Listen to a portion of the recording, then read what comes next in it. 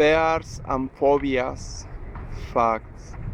It is certainly true that the children of phobics are more likely to be fearful and anxious, but it's difficult to say whether this is genetic or learned. The capacity to be anxious or fearful depends on a chemical balance in the brain. It is possible that this chemical imbalance is passed down from parents to child. Children learn by watching how their parents and other adults react to the world around them. Parents need to be careful not to be too cautious or over faces danger. Otherwise, their children may be prone to developing the phobias as they grow older. Claustrophobia.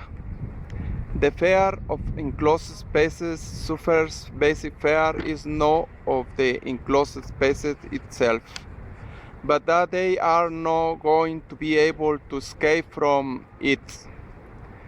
Even at home, they often need to sit next to an open door so that they know that they'll be able to get out if they need to.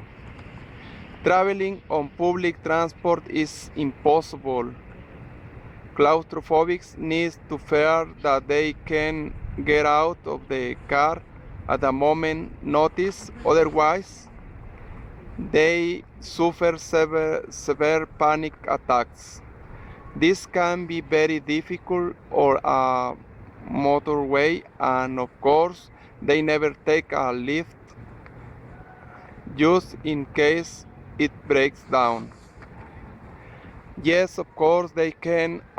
Phobia is a conditioned reflex, so the best treatment is to reverse the conditioning in order to do so. Sufferers of this phobia must try to establish positive associations.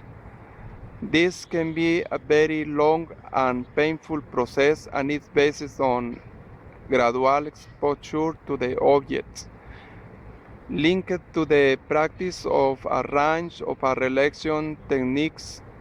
Many sufferers have turned to hypnotism or acupuncture in order to help them. It is a question of degree. Fear is a normal human reaction to danger. A phobia is an intense, unreasonable fear of a thing or a situation. The object of the phobia may even be totally harmless. Everyday objects like a tap or a light bulb for a fear to be considered a phobia. It has to be so extreme that it seriously limits a person's normal life. One of the weirdest is hippopotamonstrous esquipedaliophobia, the fear of long words. You can't help thinking that the name was chosen so that sufferers could talk about their problems. People who suffer from this phobia often use abbreviations and acronyms. They ask friends to check their letters, postcards, or emails in case they contain long words, and then they ask them to delete or cross them out, otherwise they won't be able to read their mail.